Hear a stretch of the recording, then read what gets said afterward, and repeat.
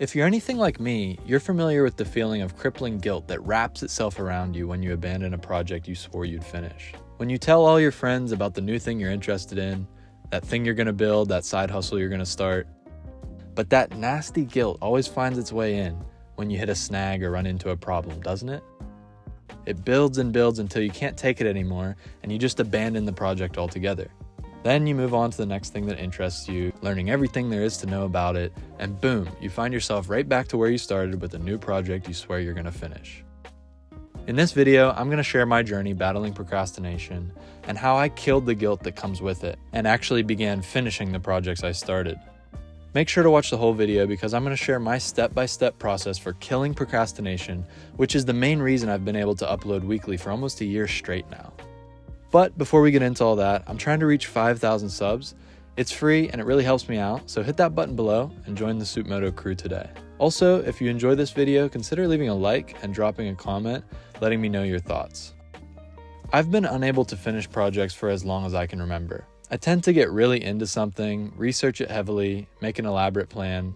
I even take the leap and complete the step a ton of people have trouble with, actually starting. But the thing is, I always end up finding myself getting burnt out and quitting, or just pushing the project aside and abandoning it, leaving it to collect dust. This literally happened recently with my YZ125. I had been working a job where I worked as an equipment technician, using tools and working hands-on every day. At this point, my YZ125 had needed some tender love and care, as it hadn't been serviced or ridden for that matter in like a couple of years. Well, due to my newfound confidence with tools because of the new job I was working, I decided I was going to learn to be a dirt bike mechanic and service my entire 125. Now, when I say the entire thing, I mean it. I bought like a whole set of tools, built a super organized workshop in my parents' garage with a pegboard and all.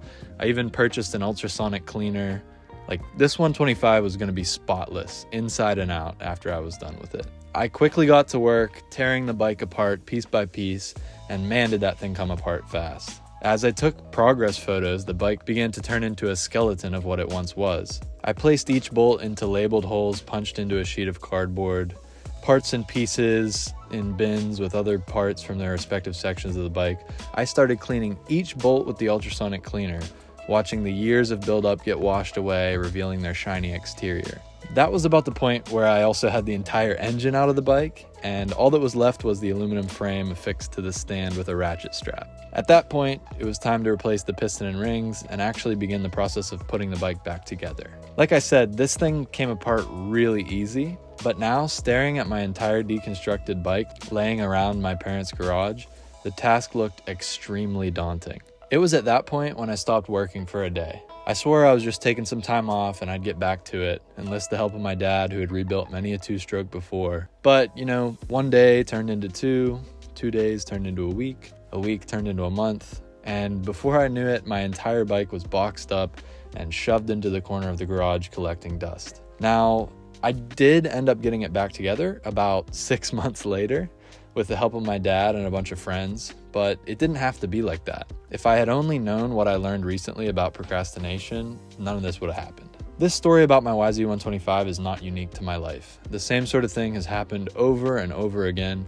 In this case, I think the point where it went wrong was I was feeling guilty about not knowing how to work on the internals of the engine, and I just lost confidence in myself. Instead of just continuing to work at cleaning all the other parts until I felt motivated to start digging into the engine or enlisting the help of someone who knew how to do that step more easily than I did, I kind of just let that roadblock in the project impede my progress on the rest of it. Instead of switching gears to something else, I just stopped altogether.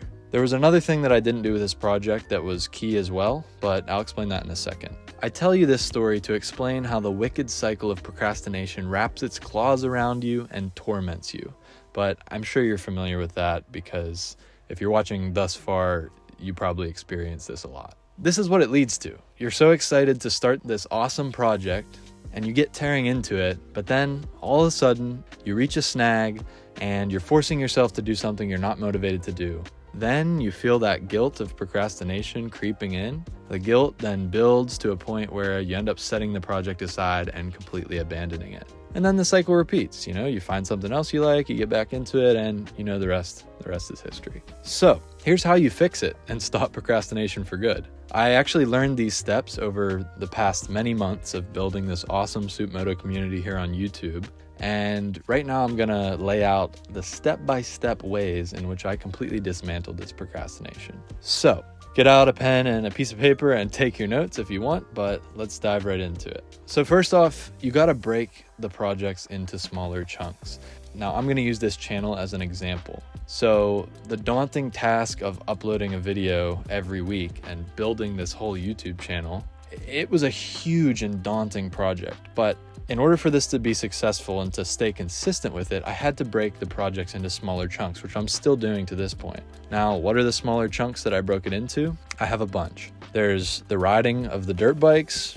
As I'm riding, I'm filming with my GoPro, getting all that background footage. Then there's idea generating. So just writing down video ideas and coming up with ideas for topics or series or just different things like that. Then there's taking the thumbnail photos, going out into the field with my camera or my phone or whatnot, and leaning the bike up against a tree in a cool spot, taking a picture of it, thinking about what's going to work well and what's not. Then there's the actual thumbnail creation. So I have to take that photo and then edit the text on top of it and sort of design a catchy thumbnail. Then there's the script writing, which once I get an idea for a video, I have to actually write either an outline or an entire script for it for the voiceover. And there's recording the voiceover. So sitting here and doing what I'm doing right now. Then there's video editing, one of my least favorite topics here, but it's an evil necessity that has to be done. So there's video editing. Then there's also like writing the copy for the YouTube videos, like the title and description, all the tags, the SEO stuff, and actually just uploading the video itself. Replying to you guys in the comments, keeping that community going, stuff like that. That's the first step. You have to break large projects into smaller chunks. The next step, and this is the one that I forgot to do in my YZ125 project, I did not set a deadline. Now, for the YouTube channel, I set a deadline of weekly uploads. You can't set a deadline that's too ambitious that you can't complete. So I chose the weekly goal because it was something that I could do, but it was still something that would push myself. If you make the deadline too far out, then you're just gonna keep procrastinating it and putting it off and never end up doing it. So you kind of gotta find that happy medium with a deadline. It can't be so far off that you forget about it, but it also can't be, undoable, so difficult that you don't end up doing it. This next step is the real key that I didn't learn until just recently with this YouTube channel, honestly, and it has changed the way that I work on pretty much everything else in my life at this point.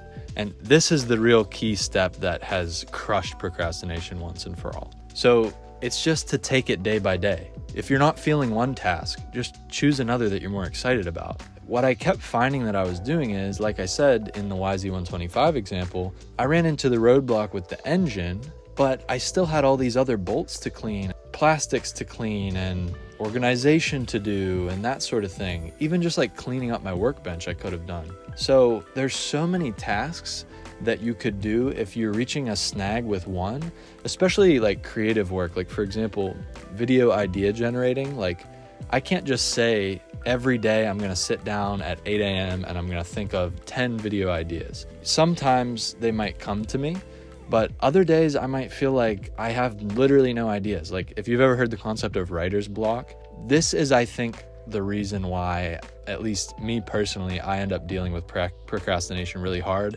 and I end up feeling guilt, and it builds to the point where I just abandon the whole project. Because when I hit that writer's block stage, I don't just find another portion of the project to do. Instead, I just like beat my head against the wall about feeling guilty that I'm not getting this one task done. And I really lose focus on all the other things that I could be doing. So a lot of times if I'm not feeling like coming up with video ideas, I could just go out and ride and film background footage for the GoPro. Or if I have a bunch of video ideas, well, I could come up with some creative titles and maybe write the descriptions out of the videos. Or I could edit some thumbnails, or I could go out and take pictures of the thumbnails. Or I could just reply to comments that you guys had.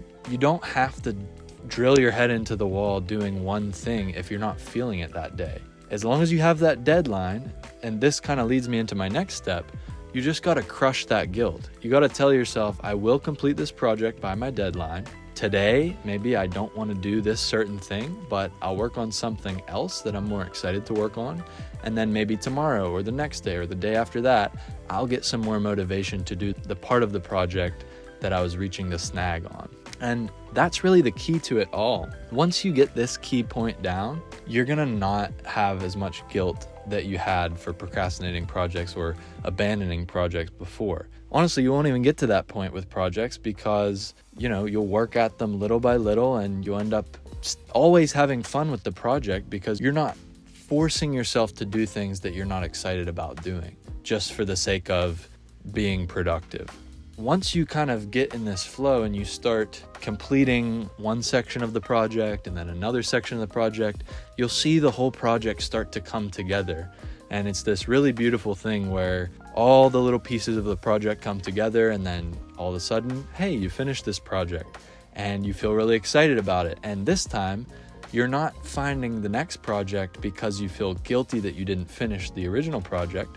You're finding the next project because you're excited that you just finished the last project. And you kind of build up this momentum. So the last thing I would say is ride that momentum. As you continue finishing more and more projects and all the pieces start to fall together, you'll build up a huge wave of this momentum. And you just got to ride that wave and just keep on going and follow the things that you want to do. Work with the procrastination rather than against it. I know that sounds counterintuitive, but it's really helped me out. It's completely shifted the way that I do everything in my life, from household chores to completing tasks at work to getting videos done for this YouTube channel. It has really been a game changer. So I hope you got something out of this video. If you have any thoughts or tips that you feel I left out, or you just want to share your own story with procrastination, please feel free to write them in the comments below. That's all for me. Soup out.